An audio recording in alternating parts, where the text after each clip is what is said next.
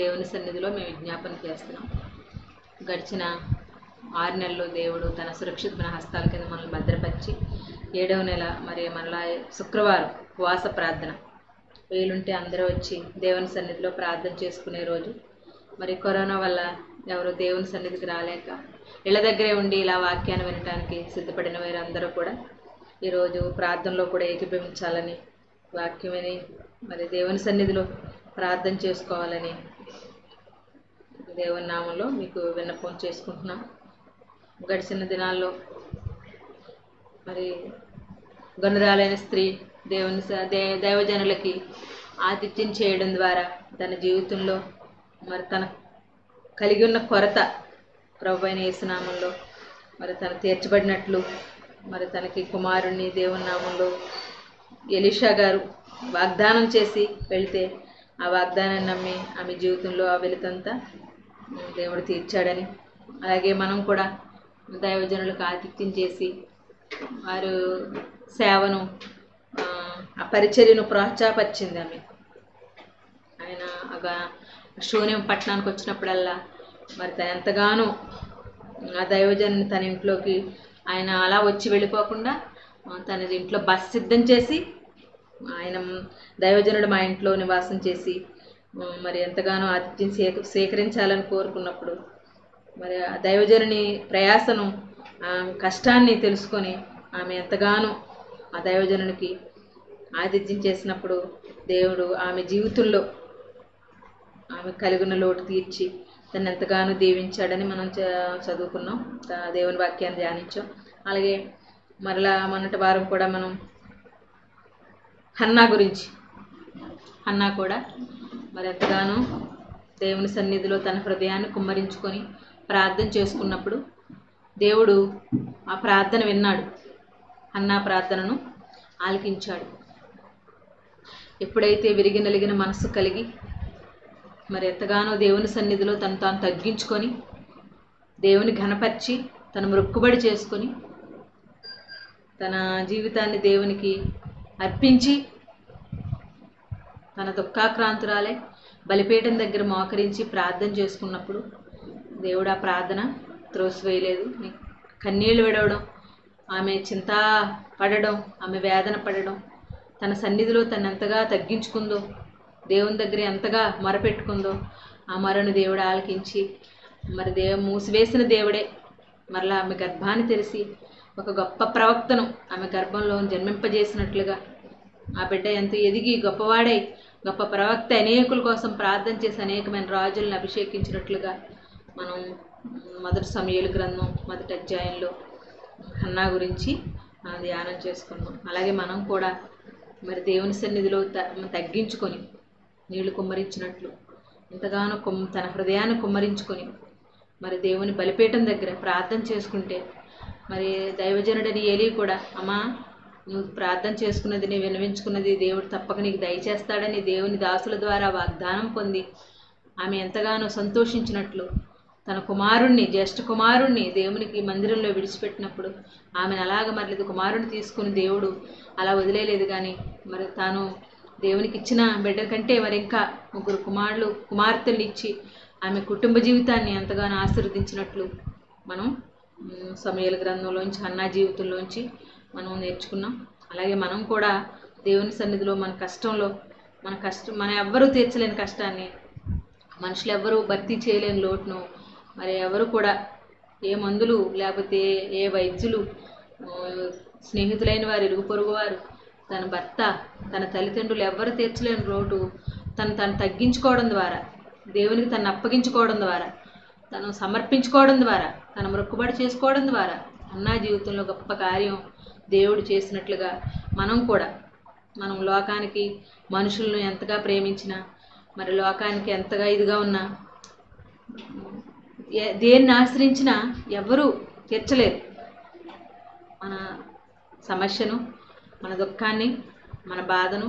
అది ఆమె హన్నా గొడ్రాలు, ఆమె సమస్యను దేవుడు ఆ విధంగా తీర్చాడు. మన జీవితంలో కూడా ఎన్నో ఉంటాయి.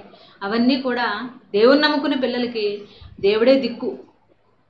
దేవుని నమ్ముకున్న వారికి, యేసుక్రీస్తు ప్రభు వారి ప్రశస్తమైన రక్తంలో విమోచింపబడిన వారికి ఎవరి దిక్కండి? దేవుడే దిక్కు. లోకంలోకి వెళ్ళి పరిష్కరించుకోవాలంటే అది ఎప్పుడు కూడా జరగదు. ఆమె అలాగ తిరిగినంతకాలం, లోకంలో తిరిగినంతకాలం వచ్చి వెళ్ళిపోయేది మందిరానికి. ఆమె జీవితంలో ఎటువంటి మేలు జరగలేదు. తాను దేవునికి అంతకాలం కూడా తన జీవితంలో ఏ మేలు జరగలేదు. తను ఎప్పుడైతే విరిగి నలిగిన మనసుతో ప్రభు సన్నిధిలో పడి తన మనోవేదనతో తనంతా మరి దేవుని సన్నిధిలో అలా పడి ఏడ్చిందో, తాను దేవునికి సమర్పించుకుందో, మొక్కుబడి చేసేసుకుంది. ధనాన్నో డబ్బునో కాదండి, పొలాలను ఇస్తానని లేకపోతే ఏయో ఇస్తానని కాదు. తన గొడ్రాలుగా ఉంది కాబట్టి ఆ నింద తీసేస్తే, బిడ్డనిస్తే ఆ బిడ్డను నేను ఉంచుకోను, నేను పెంచుకోను, వాడి మీద నేను మమకారాన్ని పెంచుకోను, కానీ నీ సేవకు నీ మందిరంలో విడిచిపెట్టేస్తాను, నువ్వు మాత్రమే చేయగలవని దేవుని దగ్గర మొక్కుపడి. నిజమే, మనం కూడా మనకి అన్ని జ్ఞానం ఉండొచ్చు, తెలివి ఉండొచ్చు, డబ్బు ఉండొచ్చు, అన్నీ ఉండొచ్చు, కానీ యేసుక్రీస్తు నమ్ముకున్న వారికి, ఆయన రక్తంలో విమోచింపబడిన వారికి దేవుడే దిక్కు. ఎన్నో సమస్యలు పరిష్కారం కాకుండా అలా ఉండిపోతాయి. అవి మన లోకంలో ఏవో ప్రయత్నాలు చేస్తూ ఉంటాం, అవి జరిగినట్టే ఉంటాయి. కానీ జరిగించేది మరి కార్యాలు సఫలం చేసేది ఎవరండి? మన ప్రభువే, మన దేవుడే. మనం ఎలా అంటే ఆయనకు లోబడి, ఆయన దగ్గర దీనులుగా ఉండి, ఆయన చెప్పింది చేసి మనం ఆయనకు సమర్పించుకున్నప్పుడు ఆయన తప్పకుండా, ఆయనకు అసాధ్యమైనది ఏదీ లేదని దైవ గ్రంథంలో రాయబడింది. నేను సర్వశక్తి గల దేవుడను, నాకు అసాధ్యమైనది ఏది. అప్పుడున్న దేవుడే ఇప్పుడు కూడా ఉన్నాడు. ఇప్పుడున్న దేవుడు ఆ దేవుడే. కానీ అప్పుడు ఆ భక్తులైన వారు, ఆయన ప్రజలైన వారు అలాగా ఆయన్ని శరణాగతులయ్యి ఆయన పాదాలు పట్టుకున్నప్పుడు దేవుడు కార్యాలు చేశాడు. ఇప్పుడు కూడా మనల్ని మనం నమ్ముకోకుండా మన జీవితాన్ని దేవుని చేతిలో పెడితే, ఆయన అధికారాన్ని ఒప్పుకుంటే ఆయన తప్పకుండా కార్యాలు చేయడానికి ఎప్పుడు సంసిద్ధుడుగానే ఉంటాడు. అలాగా భక్తులైన వారి జీవితంలో ఎన్నో కార్యాలు చేసినట్లు, అనేక మంది దేవుని ద్వారా గొప్ప మేలు పొందినట్లు, విడుదల పొందినట్లు, అనేక సమస్యలు పరిష్కరించబడినట్లు, అనేక మంది దేవుని ద్వారా మరి దీవెని పొందినట్లు మనం చదువుతూ ఉంటున్నాం. ఈ రాత్రికాల సమయంలో మరి ఈరోజు ఉపవాస ప్రార్థన, మన ప్రార్థనా వాక్యాన్ని చదువుకుందాం. ఎస్తేరు గ్రంథం, మనకి ఎస్తేరు గురించి మనకు తెలుసు. మొదటి నుంచి కొన్ని వచనాలు మనం దైవజనులు మనకి అనేకసారి చెప్తే మనం విన్నాం. ఎస్తేరు ఎవరంటండి? ఆమెకు తల్లిదండ్రులు లేరు. మొదటి అధ్యాయంలో చూస్తే అహశ్వేరోషు దినముల్లో ఆమె రాజుగారు రాణి కోసం చాటింపు వేయించినప్పుడు ఆయా ప్రదేశాల్లో, ఆయా దేశాల్లో ఉన్న కన్యకలందరూ ఆ రాజుగారి సంస్థానంలోనికి తేబడ్డారు. ఎస్తేరు కూడా అక్కడికి తేబడింది. ఎస్తేరు ఎవరండి? ఎస్తేరు గ్రంథం మొదటి అధ్యాయం 2వ అధ్యాయం 5వ వచనంలో చదువుతున్నాను. మీరు కూడా మీరున్న స్థలాల్లో జాగ్రత్తగా వాక్యాన్ని చూసుకోండి, చదువుకోండి. శోషణ కోటలో బెన్యామీనుడు కీషునకు పుట్టిన షిమీ కుమారుడగు యాయీరు వంశస్థుడైన మొర్దెకైన ఒక యూదుడుండెను. బబులోను రాజైన నెబులు శోషణ కోటకు పోగు చేయబడి హేగే వశమునకు అప్పగింపబడగా, ఎస్తేరును రాజు యొక్క నగరునకు తేబడి స్త్రీలను కాయు హేగే వశమునకు అప్పగింపబడెను. రాజుగారి కోటలోకి రావడానికి మామూలు స్త్రీలు తీసుకుని రాబడరు. సరే, మనం చూసాం కదా 7వ వచనం చివరిలో, 7వ వచనంలో చూడండి. ఆమె అందమైన రూపమును సుందర ముఖము గలదై ఉండను. చాలా అందమైందంట, చక్కగా ఉండేదంట. అందుకే ఎక్కడ తీసుకురాబడింది? హేగే రాజాజ్ఞ అతని నిర్ణయము ప్రచురము చేయబడి కన్యకులు అనేకులు, దేశాల్లో ఉన్న ఆడపిల్లలందరూ రాజుగారు కోటలోకి చేర్చబడ్డారు. ఆ రాజుగారు ఏంటంటే ఎవరికి నచ్చితే వారి వైపు ఏం చూపిస్తాడండి? బంగారు దండాన్ని ఎత్తి చూపిస్తాడు. అప్పుడు ఆమె రాణిగా చేయబడుతుంది. అలా చూపించలేదనుకోండి, ఈ హేగే వశమునున్న స్త్రీలందరూ కూడా ఎన్ని రోజులని చూడండి, ఇంకా చదువుతున్నాను. ఆ చిన్నది అతని దృష్టికి చూడండి, హేగే వశమునకు అప్పగింపబడగా ఎస్తేరును రాజు యొక్క నగరునకు తేబడి స్త్రీలను కాయు హేగే వశమునకు అప్పగింపబడెను. ఆ చిన్నది అతని దృష్టికి ఇంపైనది గనుక ఆమె అతని వలన దయ పొందిన. కాబట్టి ఆమె పరిమళ క్రియల కొరకైన వస్తువులను, ఆమెకు కావలసిన భోజన పదార్థములను, రాజు ఇంటిలో నుండి ఆమెకు ఇయ్యదగిన 7 ఆడపిల్లలను అతడు ఆమెకు త్వరగా ఏర్పరిచి ఆమె చెలికత్తెలను అంతఃపురములో అతి శ్రేష్టమైన స్థలమందుంచెను. చూడండి, ఈమె కోసమే రాయబడింది. ఆ చిన్నది అతని దృష్టికి ఇంపైనది కనుక ఆమె అతని వలన దయ పొందెను.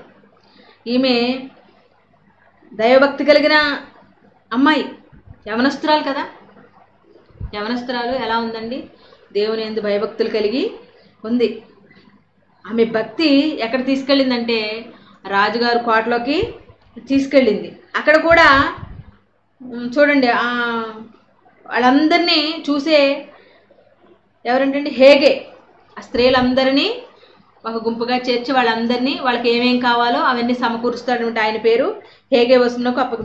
ఆ చిన్నదంటే అతని దృష్టికి, అంటే దేవుడు అటువంటి మనసు ఆయనకి ఇచ్చాడు, అతని వల్ల దయపోయింది. కాబట్టి ఆమె పరిమళ క్రియల కొరకైన వస్తువులు, ఆమెకు కావలసిన భోజన పదార్థాలు, రాజంట్లోంచి ఆమెకి ఈదగినేడు ఆడపిల్లలు అతడు ఆమెకు త్వరగా ఏర్పరిచి ఆమె చెలికత్తెలను అంతఃపురంలో అతి శ్రేష్టమైన స్థలమందు ఉంచాడు.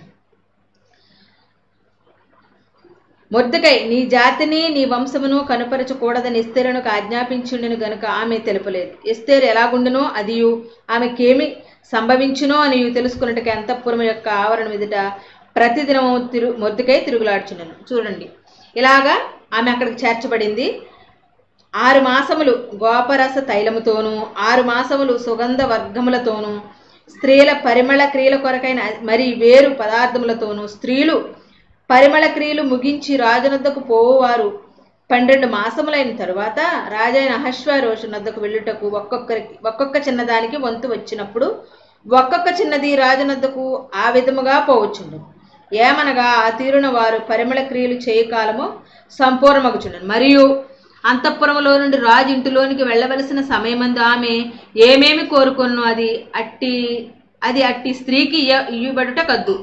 సాయంత్రం మందు ఆమె లోపలికి వెళ్ళి మరుదినమున ఉపపత్నులను కాయు రాజు యొక్క షండుడైన షయద్గనజు అను అతని వశములోనున్న 2వ అంతఃపురమును తిరిగి వచ్చును. ఆమె యందు రాజు సంతోషించి ఆమెను పేరు పెట్టి పిలిస్తేనే గాని ఆమె రాజునద్దకు మరలా వెళ్లకుండెను. మొర్దెకై తన కుమార్తెగా స్వీకరించుకున్న తన పినతండ్రి అయిన అబీహైలు కుమార్తె ఎస్తేరు రాజునద్దకు వెళ్ళుటకు వంతు వచ్చినప్పుడు స్త్రీలను కాయు రాజు యొక్క షండుడైన హేగే నిర్ణయించిన అలంకారము గాక ఆమె మరి ఏమీయూ కోరలేదు.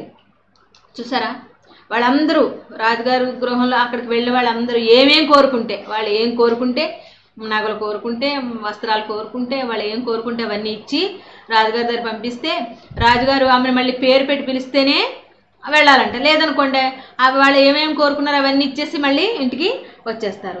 కానీ చూసారా, మొర్దెకై తన కుమార్తెగా స్వీకరించుకున్న తన పినతండ్రి అబీహైలు కుమార్తె ఎస్తేరు రాజునద్దకు వెళ్ళటకు వంతు వచ్చినప్పుడు స్త్రీలను కాయి రాజు యొక్క షండుడని హేగే నిర్ణయించిన అలంకారము గాక ఆమె మరి ఏమీయూ కోరలేదు. అలంకారాలు ఏమీ కోరుకోలేదు. దైవభక్తి కలిగిన వారు శరీర అలంకారాలకు ప్రాధాన్యత ఇవ్వరని ఇక్కడ మనం ఈ మాటను బట్టి తెలుసుకోవచ్చు. అతను ఏమైతే నిర్ణయించాడు, మరి ఆమెకి ఏం పెడితే బాగుంటుందో, ఎలా ఉంటే బాగుంటుందో హేగే గారు నిర్ణయించారంట. ఆ నిర్ణయించిన తప్ప మరి ఏమేమే కోరుకోలేదంట. రాజుగారికి ఎలా ఉంటే నచ్చుతుందో ఆయనకు తెలుసు, అందుకనే అతను అలా తయారు చేసి ఉంచాడు. ఆమె అతను ఇచ్చినవే ధరించుకుంది, కానీ మరి ఏమీ కోరుకోలేదు. ఎస్తేరును చూసిన వారికి అందరికీ ఆమె యందు దయ పుట్టెను. తన దైవభక్తి, తన విశ్వాసము, దేవుడంటే ఉన్న కలిగిన నమ్మకం ఆమెను చూసిన వారందరికీ ఏం చేసిందంటండి, దయ పుట్టిందంట. ఈ ప్రకారం ఎస్తేరు రాజైన అహశ్వేరోషు ఏలుబడి యందు 7వ సంవత్సరమున లెబెతు అను 10వ నెలలో రాజనగరులోనికి అతని యొద్దకు పోగా స్త్రీలందరికంటే రాజు ఎస్తేరును ప్రేమించెను. కన్యకలందరికంటే ఆమె అతని వలన దయాదాక్షిణ్యములు పొందెను. అతడు రాజ్య కిరీటమును ఆమె తల మీద ఉంచి ఆమెను వస్తీకి బదులుగా రాణిగా నియమించెను. అలాగా ఆమె రాణి అయిందండి. వస్తీ స్థానంలో తను రాణి అయింది. అంతవరకు తను ఏ జాతికి చెందిందో, ఎక్కడి నుంచి వచ్చిందో తెలపొద్దని మొర్దెకై చెప్పారు కదా, అందుకని ఏమీ కూడా ఆమె చెప్పలేదు. చూడండి, 4వ అధ్యాయంలో మనం ప్రార్థనాంశం చదువుకుందాం. ఇదంతా అయ్యాక ఆ నగరంలో ఎవరున్నారంట, హామాన్ అనే ఒక అతను ఉన్నాడు. అందరూ నమస్కారం చేస్తారంట హామాను రాజుగారి దగ్గరికి వచ్చినప్పుడు. ఈ మొర్దెకై ఎక్కడున్నాడు, తన కుమార్తె లోపల ఉంది కాబట్టి ఏం జరుగుతుందో తెలుసుకోవడానికి రాజు కోట గుమ్మం దగ్గర కాపలాగా ఉండేవాడు. ఈ హామానికి మొర్దెకై గారు ఏం చేసేవారంటే నమస్కారం చేసేవారు కాదు. అదే మనసులో పెట్టుకుని అది ఇతని కోసం పగబట్టి రాజుగారి చేత మాట్లాడి ఉరికొమ్మ ఒకటి సిద్ధం చేయించి ఉంచాడు. చూసారా, ఇలా చేసిన తర్వాత ఇదంతా అవ్వక మరి మనం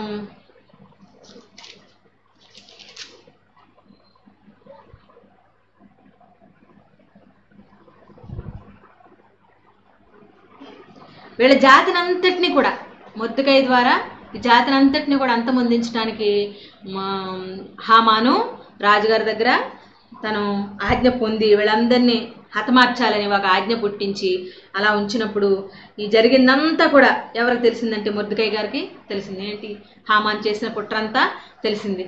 హామాన్ ఏం చెప్తే అది రాజుగారు వినేవారు. చూసారా, అలా చేసినప్పుడు బట్టలు చింపుకొని 4వ అధ్యాయంలోకి వచ్చినప్పుడు జరిగిందని తెలియగానే మొర్దెకై తన బట్టలు చింపుకొని గోనెపట్ట వేసుకొని బూడిద పోసుకొని పట్టణం మధ్యకు బయలు వెళ్ళి మహాశోకంతో రోదనం చేసి రాజగుమ్మం ఎదుటికి వచ్చాను. గోనె కట్టుకుని వాడు రాజగుమ్మమునకు ప్రవేశింపకూడదన్న ఆజ్ఞ కలదు. రాజు యొక్క ఆజ్ఞయు శాసనమును ఏ సంస్థానమునకు వచ్చినో అక్కడున్న యూదులు ఉపవాసముండి మహాదుఃఖములోను ఏడుపులోను రోదనములోను మునిగిన వారు అనేకులు గోనెను బూడిదను వేసుకుని పడి ఉండిరి. సరే, ఆజ్ఞ వెళ్ళింది, యూదులందరినీ చంపేస్తారు, ఆ జాతిని చంపేస్తారు, హతమార్చేస్తారు. ఇదంతా అలా వెళ్ళినప్పుడు వాళ్ళందరూ అలాగా ఉన్నప్పుడు అప్పుడు ఈ మొర్దెకై గారు కూడా అలాగే గోనెపట్ట కట్టుకొని బూడిద వేసుకొని మహాశోకంతో రోదనం చేసి రాజు ఎదుటికి వచ్చి, అలా రాకూడదంట. అలాగా గోనెపట్ట కట్టుకున్న వాడు బూడిద వేసుకున్నవాడు రాజా గుమ్మం దగ్గరికి రాకూడదు. చూసారా, మళ్ళీ మనం 4వ అధ్యాయంలో 4వ వచనంలో చూస్తే ఎస్తేరు యొక్క పనికెత్తులు ఆమె దగ్గరున్న షండులు వచ్చి జరిగిన దానిని మీకు తెలియజేయగా రాణి గొప్ప మనోవిచారం కలదే. మొర్దెకై కట్టుకుని నిన్న గోనెపట్టను తీసివేయమని ఆజ్ఞ ఇచ్చి కట్టించుకున్నట్టుగా అతని వద్దకు వస్త్రములు పంపాను కానీ అతడు వాటిని తీసుకొనలేదు. అప్పుడు ఎస్తేరు తన్ను కనిపెట్టి ఉండుటకు రాజు నియమించిన షండులో హతాకు అని ఒకరు పిలిచి అది ఏమనేది ఎందుకనేది తెలుసుకొనుటకు మొర్దెకై యొద్దకు వెళ్ళమని ఆజ్ఞ ఇచ్చాను. హతాకు రాజు గుమ్మ ఎదుటిన్న మట్నపు వీధిలో ముందు మొర్దెకై యొద్దకు రాగా మొర్దెకై తనకు సంభవించినదంతయు యూదులను నాశనము చేయుటకు గాను హామాను వారిని బట్టి రాజు ఖజానాకు తూచి ఇచ్చేదని చెప్పిన సొమ్ము మొత్తం ఎంతనియు అతనికి తెలిపి వారిని సంహరించుటకై శోషణలో ఇయ్యబడిన ఆజ్ఞప్రతిని ఎస్తేరునకు చూపి తెలుపమనియు ఆమె తన జనుల విషయమై రాజును వేడుకొని అతని సముఖమందు విన్నపము చేయుటకై అతని వద్దకు పోవాలనియు చెప్పుమనియు దానిని అతనికి ఇచ్చాను. హతాకు వచ్చి మొర్దెకై యొక్క మాటలు ఎస్తేరుతో చెప్పాను. అంతటా ఎస్తేరు మొర్దెకైతో చెప్పుమని హతాకునకు సెలవిచ్చినదేమనగా, పిలువబడక పురుషుడే గాని స్త్రీయే గాని రాజు యొక్క అంతర్గృహమున ప్రవేశించినలా బ్రతుకున్నట్లుగా రాజు తన బంగారపు దండమును ఎవరి తట్టు చాపునో వారు తప్ప ప్రతివాడు సంహరింపబడనున్న కఠినమైన ఆజ్ఞ కలదని రాజు సేవకులందరికీ అతని సంస్థానంలో జనులకందరికీ తెలిసే ఉన్నది. నేటికి 30 దినముల నుండి రాజునద్దకు ప్రవేశించుటకు నేను పిలువబడలేదని చెప్పుమని వారు ఎస్తేరు యొక్క మాటలు మొర్దెకైకి తెలుపగా మొర్దెకై ఎస్తేరుతో ఇట్లు ప్రత్యుత్తరం ఇచ్చి, రాజు నగరులో ఉన్నంత మాత్రము చేత యూదులందరికంటే నువ్వు తప్పించుకొందువని నీ మనసులో తలంచుకొనవద్దు. నీవు ఈ సమయమందు ఏమీయో మాటలాడక మౌనంగా ఉన్న ఎడల యూదులకు సహాయమును విడుదలయు మరొక దిక్కు నుండి వచ్చు గాని నీవును నీ ఇంటి వారును నశించుదురు. నీవు ఈ సమయమును బట్టియే రాజ్యమునకు వచ్చితివేమో ఆలోచించుకుని చెప్పుమని. చూసారు, ఇదంతా చెప్పినప్పుడు పిలవకుండా రాజు సన్నిధికి ఎవరు వెళ్ళకూడదు. నేను నెల రోజుల నుంచి రాజుగారి సన్నిధికి వెళ్ళటానికి నేను పిలువబడలేదు. ఈ సంగతి అంతా నేను ఎలా చెప్పను? ఆ బట్టలు తీసేసి మంచి బట్టలు కట్టుకోమని హతాకు మధ్యవర్తితో పంపిస్తే మళ్ళీ మొర్దెకై గారు అంటున్నారన్నమాట, నువ్వు ఒకవేళ నేను రాణిని అయిపోయాను నాకేం పర్వాలేదని నువ్వు అనుకుంటున్నావేమో. అలాగ నువ్వు అనుకోవద్దు. ఈ పరిస్థితిని బట్టి ఇది అంతటిని బట్టి ఈ యూదులకు సంభవింపబోయేదాన్ని అంతటిని బట్టి తప్పించడానికే నువ్వు ఇక్కడికి వచ్చావేమో, అది నువ్వు ఆలోచించుకో. ఒకవేళ నువ్వు ఈ సమయంలో నువ్వు మౌనంగా ఉండి నువ్వు రక్షించుకున్న సహాయము యూదులకు మరో దిక్కు నుంచి దేవుడు పంపిస్తాడు అని అలాగ ఖండితంగా అలా చెప్పినప్పుడు మరలా ఎస్తేరు చెప్తుంది, నువ్వు పోయి శోషణనందు కనబడిన యూదులందరినీ సమాజ మందిరమునకు సమకూర్చి నా నిమిత్తం ఉపవాసం ఉండి 3 దినములు అన్నపానములు చేయకుండి నేనును నా పనికత్తెలను కూడా ఉపవాసముందు ప్రవేశించుట న్యాయ వ్యతిరేక్తముగా నన్ను నేను రాజునద్దకు ప్రవేశించుదును, నేను నశించేదను. అటువలే మొర్దెకై బయలుదేరి ఎస్తేరు తనకు ఆజ్ఞాపించినంతటి ప్రకారముగా జరిగించాను. చూసారా, వీలు కాని పరిస్థితిలో రాజుగారు పిలిస్తేనే వెళ్ళాలి. రాణి అయినా ఎవరైనా సరే రాజుగారు పిలిస్తేనే వెళ్ళాలి. కానీ రాజుగారి దగ్గర నుంచి ఆమెకు పిలుపు రాలేదు. ఒక పక్క అంటే ఆపద రోజులు దగ్గర పడుతున్నాయి. హామాను తలపెట్టిన కీడు యూదులందరినీ సంహరించాలని, కక్షగట్టి తను గౌరవించట్లేదని, తనకు నమస్కారం చేయట్లేదని, అసలు ఆ యూదులు అన్నవారినే లేకుండా చేయాలని అంత కుట్ర. రాజుగారికి మంచి నమ్మిన బంటుగా ఉంటూ, రాజుగారి దగ్గర ఉంటూ, రాణిగారు ఎవరో అతనికి అంతవరకు తెలియదు. అయినా సరే అంత కుట్ర తలపెట్టి యూదులందరినీ హతమార్చాలని దుష్టుడైన హామాను అలా వేసినప్పుడు మొర్దెకై చెప్తున్నాడు అనమాట ఎస్తేరుతో, ఇదిగో నువ్వెవరో నీకు తెలుసుకుంటారు, ఎవరెవరెవరు ఏంటని తెలుసుకుంటారు. ఒకవేళ నువ్వు మౌనంగా ఉంటే నేను తప్పించుకుంటాను, నేను రాణిని కదా నువ్వు అనుకుంటే దేవుడు సహాయాన్ని ఇంకో చోట నుంచి పంపిస్తాడు. అలా అన్నప్పుడు ఆమె దిగ్గున లేచి, అక్కడ చూడు మాట చదువుతున్నాం కదా, నువ్వు పోయి అప్పుడు ఎస్తేరు మొర్దెకైతో మరలా, సరే నాకు పిలుపు రాకపోయినా నేను రాజుగారి దగ్గరికి వెళ్తాను, రాజుగారి దగ్గరికి వెళ్ళి సంగతి అంతా చెబుతాను, మీరు మాత్రం ఏం చేయాలి, ప్రార్థన చేయాలి. ఇక్కడ మనం ఈరోజు ఉపవాస ప్రార్థన, మనం ప్రార్థన గురించి చెప్పుకుంటున్నాం. ప్రార్థనకున్న శక్తి ఏ పరిస్థితిలోనైనా, ఎటువంటి మనుషులు తలపెట్టిన కీడులో నుంచి అయినా, అనారోగ్య పరిస్థితుల్లోంచి అయినా, మనతో మంచిగా ఉంటూ మన వెనకే గోతులు తీసి మనల్ని హతమార్చాలని, మనల్ని పాడు చేయాలని ఎంతోమంది ఎన్నో చేస్తూ ఉంటారు. కానీ అవన్నిట్లో నుంచి కూడా తప్పించగలవాడు దేవుడని, జాతినే సంహరించాలని హామాను తలపెడితే అది ఎలాగ సాధ్యమవుతుంది? వెండిచ్చేశారంట, అక్కడ తాకీదులు పంపించేశారు, మొత్తం అంతా సన్నాహాసాలు చేసేశాడు హామాను. ఎవరు రాజుగారు ఆ ఉంగరంతో ముద్ర వేసేసి పంపించేశారు. ఇప్పుడు ఎలాగా? దాన్ని ఎవరు మారుస్తారు? అది దేవునికే సాధ్యం. అది ఎలా సాధ్యం అంటే, మనం దైవ గ్రంథం సెలవిస్తూ ఉంది, ప్రార్థన మనల్ని మనం దేవునికి అప్పగించుకొని ఉపవాసం ఉండి ఏం చేయాలండి? ప్రార్థన చేయాలి. దేవుని ద్వారా మనకు సహాయం కావాలంటే మనం దేవుని దగ్గర దేవుడు కోరినట్లు మనం ప్రార్థన చేయాలి. ఆయన చెప్పినట్లు జీవించి ప్రార్థన చేయాలి. ఆయన కోరుకున్నట్లు, ఆయన నడవమన్నట్లు నడిచి ప్రార్థన చేయాలి. ఆయన చెప్పింది చేస్తూ ప్రార్థన చేయాలి. అప్పుడు తప్పకుండా దేవుడు ఏం చేస్తాడు? గొప్ప కార్యాలు చేస్తాడు. అలాగే ఆమె ఉపవాసం ఉండి, తనే కాదు తన చెలికత్తులు కూడా, యూదులందరిలో కొంతమందిని మొర్దెకై కబురు పంపించింది. యూదులందరినీ కూడా ఏం చేయమందండి? గోని పట్టు కట్టుకున్నారు, ఉపవాసం ఉన్నారు, బూడిద వేసుకున్నారు. ఈ ఆపద నుంచి, విపత్తు నుంచి ఎవరు తప్పిస్తారు? గొప్ప ప్రమాదం ఎవరు ఉండరు. ఆ జాతి వాళ్ళు ఏ మూలనున్నా వెతికి వెతికి వెతికి హతమారుస్తారు. అటువంటి ఆజ్ఞ రాజసన్నిధిలో నుంచి హామాను పుట్టించి పంపించాడు. అటువంటి అపాయాన్ని ఎవరు తప్పిస్తారు? రాజాజ్ఞ బయలుదేరిపోయింది. ఆ ఆజ్ఞను మార్చాలంటే మరలా రాజే మార్చాలి. రాజు దగ్గరికి వెళ్ళి ఎవరు మాట్లాడతారు? రాణిగారికి ఆజ్ఞ అవ్వలేదు రమ్మని,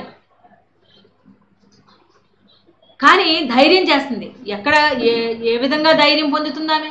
దేవునిలో ధైర్యం తెచ్చుకుని, సరే నా దేవుడు గొప్పవాడు, నేను దేవుని సన్నిధికి ప్రార్థన చేస్తాను, దేవునికి ప్రార్థన చేస్తాను, ఇంకో నేను ఉపవాసం ఉంటాను, నా చిలకత్తులు ఉపవాసం ఉంటారు, మీరందరూ కూడా ఉపవాసం ఉండి నేను రాజుగారి దగ్గరికి వెళ్ళి మాట్లాడినప్పుడు ఆ మాటలు రాజుగారు వినేలాగా, నా యందు దయ చూపించేలాగా మీరందరూ ఏం చేయండి?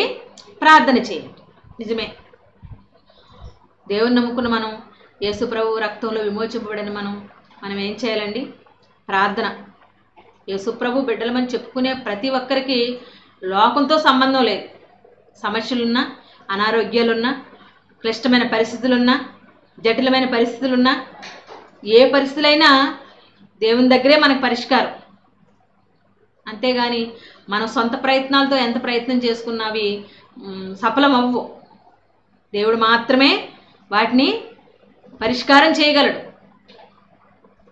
రాణిగారు కదా, నేను రాణిని కదా అనే అహంతో మేము అక్కడ ఏమి చేసినట్టు నేను వెళ్తాను, రాజుగారితో మాట్లాడతాను, అటువంటి మాటలేమీ అక్కడ చెప్పట్లేదు.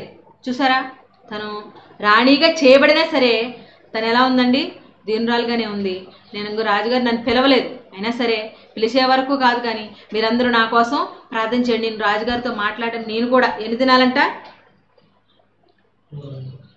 చూడండి, నీవు పోయి శోషణందు కనబడిన యూదులందరినీ సమాజ మందిరమునకు సమకూర్చి మందిరంలోకి వెళ్ళండి, నా నిమిత్తము ఉపవాసం ఉండి 3 దినములు అన్నపానములు చేయకుండుడి.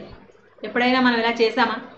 ఒక సమస్య పరిష్కారం కావట్లేదు అనుకోండి, మన జీవితం అంతా సమస్యలతో ఉందనుకోండి, ఎటు వెళ్ళినా శూన్యం ఎదురవుతుంది అనుకోండి, ఎవరో చెప్పరండి ఇలా ఉపవాసం ఉండమ్మా, ఇన్ని రోజులు ఉపవాసం ఉండు, ఇన్ని వారాలు ఉపవాసం ఉండు, ఇలా ప్రార్థన చేసుకో అని ఎవరు చెప్పరు. మనకి వాక్యం చదువుకుంటాం కదా, అనుదినం వాక్యం చదువుకున్నప్పుడు ఆ వాక్యంలో చూసుకున్నప్పుడు మనకి ప్రేరేపణ రావాలి. ఎన్ని దినాలు అంటండి? 3 దినాలు. 3 దినాలు కూడా వాళ్ళు నోట్లో మంచినీళ్ళు కానీ ఆహారం కానీ ఏం పుచ్చుకోలేదు. ఎస్తేరు వెళ్ళి రాజుగారి దగ్గరికి వెళ్ళి మాట్లాడాలని వాళ్ళు ఏం చేశారు? మార్గం ఏర్పడాలని దేవునికి భక్తి విశ్వాసాలు కలిగి ఎక్కడ చేశారండి? ఇంట్లో చేయలేదు. అక్కడ ఏమనుంది? సమాజ మందిరమునకు సమకూర్చి, ప్రజలందరినీ సమాజ మందిరమునకు సమకూర్చి దేవుని మందిరంలో ఉపవాసం ఉండి ప్రార్థన చేయండి. ఎలా పడితే అలా ప్రార్థన చేస్తే ఆ ప్రార్థనకు జవాబు రాదండి. తనకు మొర్రపెట్టువారికి, తనకు నిజముగా మొర్రపెట్టువారికి దేవుడు సమీపముగా ఉన్నాడు. మనం ఆచారంగా అలవాటుగా మొరపెడితే మన ప్రార్థనలకు జవాబులు రావు. మనం ఏం చేయాలండి? దేవుడు చెప్పినట్లు చేయాలి, వాక్యంలో చెప్పినట్లు చేయాలి. మన సొంత జ్ఞానం, మన సొంత తెలివితేటలు దేవుని మార్గంలో మనం కలపకూడదు. మనం ప్రత్యేకంగా ఉండాలని దేవుడు సెలవిస్తున్నాడు. మనం ప్రత్యేకంగా ఉండాలి, పరిశుద్ధంగా ఉండాలి. ప్రభు పరిశుద్ధుడు, మనం కూడా పరిశుద్ధంగా ఉండి ప్రార్థన చేస్తే ప్రభు తప్పకుండా ఆలకిస్తాడు. ఉపవాసం ఉండి 3 దినాలు ఉపవాసం ఉండి వాళ్ళు కంటికి మంటికి ఏకధారగా వాళ్ళ ఆపద నుంచి విడిపించబడాలని, ఆ పరిస్థితి నుంచి గట్టెక్కాలని. చూసారా, ఒక దేశంలోన ఆయా 27 సంస్థానాలంట. ఆ 27 సంస్థానాల్లో ఎక్కడెక్కడ యూదులు ఉన్నారు వాళ్ళందరినీ కూడా హతమార్చాలని దుష్టుడు హామాను అలా ప్లాన్ చేసినప్పుడు దాన్ని అంతటిని తిప్పికొట్టడానికి ఎవరికి సామర్థ్యం అండి? రాజుగారి దగ్గర నుంచి ఆజ్ఞ వెళ్ళినప్పుడు ఎవరు త్రిప్పగలరు? ఎవరు దాన్ని మార్చగలరు? దేవాతి దేవుడు, సర్వలోకనాథుడు మన దేవుడు. ఆయన నామంలో మాత్రమే దేవుడు కార్యం చేయగలడని, తప్పించగలడని, తను నమ్ముకున్న వారిని ఎప్పుడూ కూడా నట్టేట ముంచడని ఎస్తేరు గ్రహించి విశ్వాసంతో భక్తితో దేవుని సన్నిధిలో పడి ప్రార్థన చేసి రాజుగారి దగ్గరికి వెళ్ళింది. రాజుగారిని అడగటానికే వెళ్ళింది. చూసారా, మనం ఆ అధ్యాయాలన్నీ చదువుకుంటే తను చేసిన కీడు ఎవరినైతే హతమార్చాలనుకున్నాడో ఆ కీడు అతనికే మరలా తిరిగి కొట్టినట్టు, అతను మరణించినట్లు, మరలా ఆ యొక్క శాసనాన్ని పుట్టించిన రాజుగారు ఏం చేయాలో నాకు తెలియదు, మీరే దాన్ని చేసుకోండి అన్నప్పుడు చూసారా ఇదంతా ఎలా జరుగుతుందంటే ఎస్తేరు మొదటి గ్రంథం నుంచి మొదటి అధ్యాయం నుంచి చివరి అధ్యాయం వరకు ఇదంతా మనం చూస్తే మనకేముండాలండి? విశ్వాసం ఉండాలి, నమ్మకం ఉండాలి. ప్రభు సన్నిధిలో నిజంగా మొరపెట్టడం అంటే అబద్ధంగా మొరపెడతారంటే, అబద్ధం అంటే ప్రభు చెప్పినట్లు చేయకుండా మరి మనం ఎన్నో ఆశలు కలిగి ఎన్నో సమస్యల్లో మనకు పరిష్కారం కావాలంటే దేవుడు చెప్పినట్టు చేస్తేనే ఆ ప్రార్థనకు దేవుడు ప్రతిఫలం ఇస్తాడు. ప్రతిఫలం ఇవ్వట్లేదంటే అది దేవుడు ఇవ్వట్లేదని కాదు, మనం సరిగ్గా ఉండి ప్రార్థన చేయాలి. మన దేవుని సన్నిధిలో మనం దేవుడు చెప్పినట్లు చేసి ఉపవాసం ఉండి భక్తితో ప్రార్థన చేయాలి. తను చూడండి పేద స్థితిలో నుంచి రాజుగారి గృహంలోకి వెళ్ళింది. ఆ పేద స్థితి తను మర్చిపోయినట్టు లేదు. నేను రాణిగారిని అయిపోయాను అనేసి తన పినతండ్రిని కానీ తన స్థితిని కానీ తన దేవుని కానీ నేను వచ్చేసాను, ఇంకా నాకు దేవునితో పనే ఉంది, నాకు ఇంకా ప్రభుతో నాకు దేవునితో పనేంటి, నాకు అన్నీ ఉన్నాయి, నేను ఇప్పుడు రాణిగారిని, నేను ఏం చెప్తే అది జరుగుద్ది, ఇంకా నాకు దేవునితో పనేంటి, ప్రార్థన అవసరం ఏంటి నాకు అని అనుకున్నట్లు ఎక్కడా లేదు. ఆమె ఎంత దీనస్థితిలో నుంచి హెచ్చుస్థితిలోకి వెళ్ళినా దేవుని సన్నిధిలో చూసారా ప్రార్థన అనేటప్పటికి, కష్టం అనేటప్పటికి, ఒక ఉపద్రవం వచ్చింది అనేటప్పటికి మరి తను ఏంటో కూడా మర్చిపోయి దేవుని సన్నిధిలో ప్రార్థించడానికి తాను దేవునికి సమర్పించి. నిజమే, మనం కూడా ఏ స్థితిలో ఉన్నా సరే గొప్ప స్థితిలో ఉన్నా పేద స్థితిలో ఉన్నా మనం ఏ స్థితిలో పెట్టినా మనం ఏం చేసేవారుగా ఉండాలి? ప్రార్థించేవారుగా ఉండాలి. తనైతే తన జనాంగమంతటి కోసం ప్రార్థన చేసి అనేకులు మరణం శాసనం నుంచి విడిపించబడాలని దేవుని సన్నిధిలో ప్రార్థించింది. మనం ఎవరి కోసం ప్రార్థించాలి? ముఖ్యంగా ముందు మనం ఎవరి కోసం ప్రార్థించుకోవాలంటే మన కోసం, మన కుటుంబం ప్రభు సన్నిధిలో దేవుని వాక్యం వింటూ మన కుటుంబంతో ఎలా ఉండాలి? భక్తి మార్గంలో నడుచుకోవాలి. దేవుని వాక్యాన్ని అనుసరించేవారుగా ఉండాలి. సహవాసంలో స్థిరులుగా ఉండాలి. ఇప్పుడు సంఘం కోసం ప్రార్థించాలి, దైవజనుల కోసం ప్రార్థించాలి, పరిచర్య కోసం ప్రార్థించాలి. అనేకులు మార్పు చెంది దేవుని వైపు తిరగాలని ప్రార్థించాలి. మనం ఉన్న ప్రదేశం, మనం ఉన్న గ్రామం, మన చుట్టుపక్కల వారు అందరూ మార్పు చెందాలని ప్రార్థించాలి. ముందు మనం భక్తిలో స్థిరులుగా ఉండాలి. మన భక్తి జీవితం బండ మీద కట్టబడిన ఇంటిలాగా ఉండాలి. జీవితంలో ఎన్నో వస్తూ ఉంటాయి, ఎన్నో కష్టాలు, అనారోగ్యాలు, భయభీతులు, ఆందోళనలు. చూసారా, ఆ ఇంటి మీద గాలి, వాన, వరద అవన్నీ కొట్టినా సరే ఆ ఇల్లు ఎక్కడ కట్టబడిందంటండి? బండ మీద కట్టబడింది. అందుకే అవన్నీ వచ్చినా సరే వచ్చి వెళ్ళిపోయినాయి, వచ్చి కొట్టేసి శుభ్రం చేసి వెళ్ళిపోయినాయి అంతే. అవన్నీ రావడం ద్వారా ఆ ఇంటికి ఏమాత్రం నష్టం జరగలేదు, ఎందుకంటే బండ మీద కట్టబడింది కాబట్టి.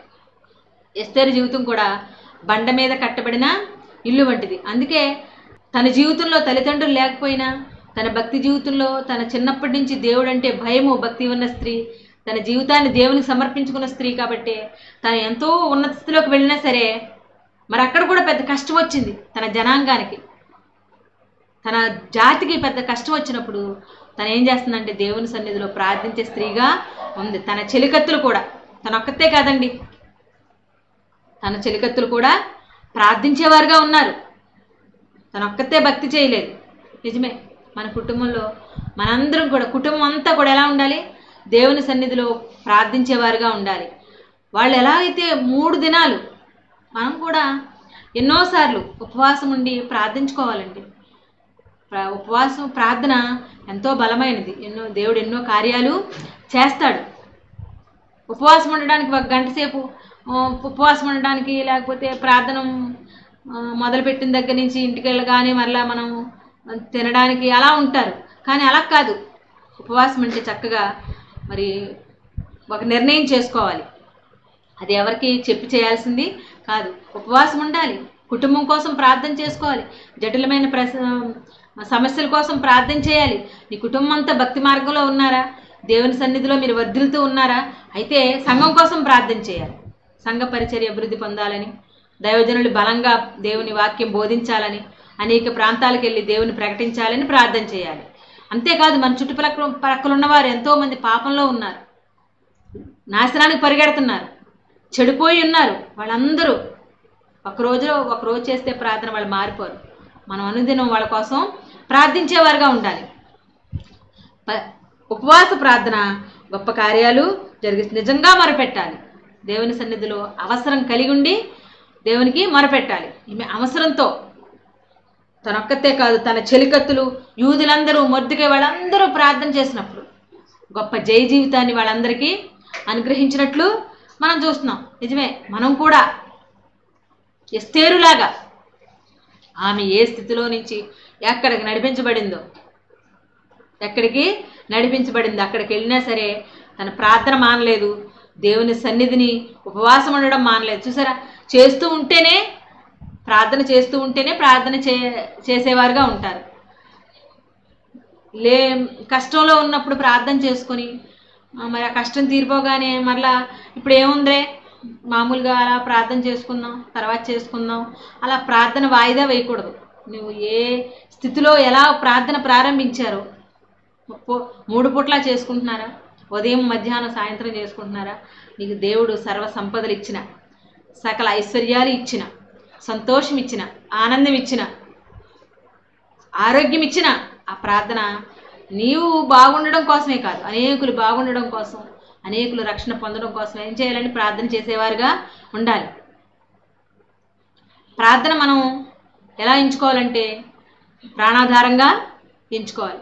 ప్రార్థన చేసి అనేక ఫలితాలు పొందినట్లు మనం బైబిల్ గ్రంథంలో అనేక మందిని చూస్తున్నాం. చూసారా, ఎస్తేరు తన జీవితంలో ఉపవాసం ఉండి ప్రార్థన చేసినప్పుడు ఆ జాతి అంతా కూడా దేవుడు కాచి కాపాడి రక్షించి ప్రాణాపాయం నుంచి తప్పించాడు. ఈరోజు మనం తెలుసుకోవాల్సింది ఏంటంటే మనం కూడా ఏం చేయాలి? ఉపవాసం ఉండి ప్రార్థన చేసుకోవాలి. అయ్యో మరి మందిరానికి రావడానికి లేదండి, ఏమండి శుక్రవారం ఒకరోజు రాత్రికి రావడానికి లేకపోతే కాదండి. ఇప్పుడు చాలామంది ఆ వంక పెట్టుకొని అలాగ ఇళ్ళ దగ్గర ఉండిపోయి మందిరానికి రావడానికి లేదండి. ఎప్పుడైనా రావచ్చు. దేవుని సన్నిధిలోకి వచ్చి నీకు ఆశ ఉంటే, నీకు దేవుడు అంటే నమ్మకం ఉంటే, దేవుని సన్నిధిలో ప్రార్థన చేసుకోవాలని ఉంటే ఆదివారం సోమవారం నుండి శనివారం వరకు దేవుని సన్నిధిలోకి వచ్చి ఏ టైంలోనైనా ఉదయం నుంచి సాయంత్రం 6 వరకు ఏ టైంలో వచ్చి దేవుని సన్నిధిలో నీకు ఇష్టమైన సేపు ఏం చేసుకోవచ్చు? ప్రార్థన చేసుకోవచ్చు. అసలు ప్రార్థన చేసుకోవాలనే మనసు నీలో ఉంటే ఏ టైంలో అయినా వెళ్ళి ప్రార్థన చేసుకోవచ్చు. చాలామంది ఇంతే, ఈ కరోనా వైరస్ అని వంకోటి వచ్చి ఇంకా దేవుని సన్నిధికి వెళ్ళటానికి లేదు, ఏదో వింటున్నారు అంతే. దేవునికి దూరం, ఆత్మీయంగా చాలా దూరస్తులు అయిపోతున్నారు. అలా కాకుండా ఏ టైంలోనైనా సరే మనం దేవుని సన్నిధికి వచ్చి ప్రార్థన చేసుకోవచ్చు, దేవుణ్ణి అడగవచ్చు. ఎస్తేరులాగా మనం కూడా ఏం చేయాలండి? ప్రార్థన చేయాలి. ప్రార్థన చేసి అనేక కష్ట పరిస్థితుల నుంచి, శ్రమల నుంచి విడిపించబడి మరి దేవునికి సమీపస్తులుగా మనం చేరవచ్చు.